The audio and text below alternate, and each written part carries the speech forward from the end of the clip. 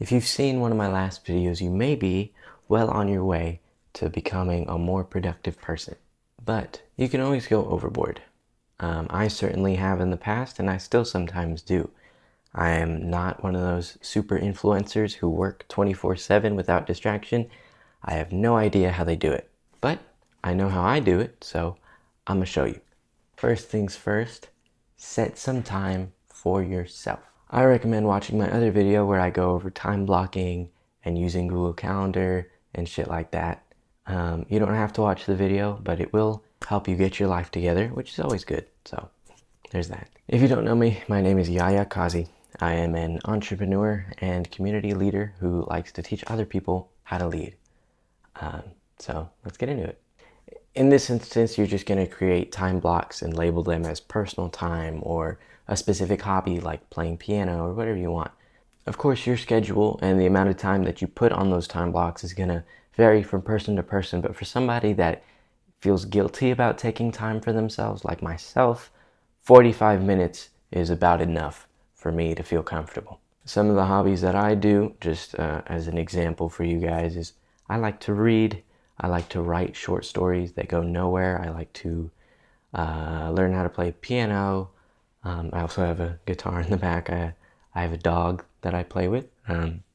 Just something really random that isn't productive, but rather creative. The important thing here is just getting rid of that perfectionism. This is the time where you don't put pressure on yourself to really accomplish something. You're not performing in front of anybody. You're not publishing these things unless you want to. So you're just trying to be creative. You're just trying to relax and have fun. You're just trying to do it for your mind. I usually have this personal time block once or twice a day, usually once first thing in the morning so that I can feel more excited when I wake up, and then once towards the end of the night. That way I can wind down without using technology and have fun while doing it.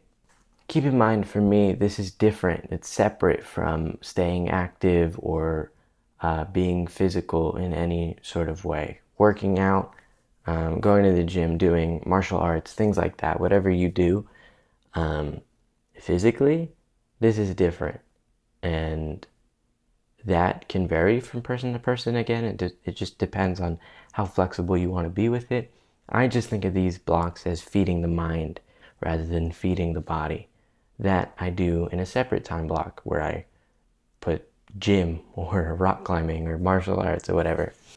If I can't read great books, for example, then no amount of weight that I lift is going to make me feel fulfilled in my life. I mean, I love working out, but I need to feed the mind.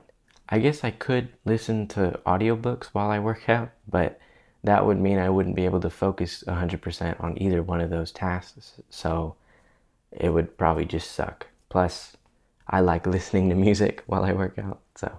But if that's not the case for you, do whatever you want. But I still highly recommend that you work out anyway. Endorphins, baby. Uh, there are a couple of roadblocks that I run into here that I haven't fully solved, but I thought I should say it just in case you run into them as well, just so you know that you're not alone.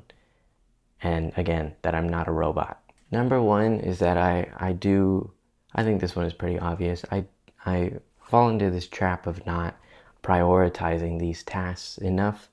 I think of my me time as not important as whatever work that I'm doing. And so sometimes I skip over it, or I just feel so guilty that I don't get to it at all. This is starting to go away as I become more self-aware of what happens when I try to take personal time for myself. But what I usually find is that I will like delay the tasks while I scroll through social media or something, or I just don't do it at all. And another thing that I think really helps with this is just doing things that are away from technology. So reading a physical book, for example, really seems to help so far. I've still got to try that for myself. Number two, I don't always feel inspired to be creative or to even just take personal time for myself. Sometimes that perfectionism kicks in, and I start procrastinating because I'm too scared of this daunting hobby. Another thing with that is I want to be creative, but I also want to share that experience with someone, but I don't have anyone to share it with. And to solve that, I actually created a free community online for people like me to get together and start to collaborate with each other. So if this is something that you can relate with, where you are a leader and you don't have other people to connect with or even just be friends with, then I would highly advise that you click the link in the description below and sign up for my 100% completely free community. I will be hosting weekly calls where we get to sit around and share our passion projects. Manly passion projects, of course, like cowboy poetry. So if this describes you guys, again, it's totally free. Link in the description below. Loneliness eats at leaders slowly from the inside until one day we're left with nothing. We worked so hard that we didn't find the time to connect with people, to build a community of people that we care about and that care about us. This free community solves that issue. So if that sounds awesome to you, just like it does for me, then click the link in the description and find your tribe today. All right, that's it. Peace.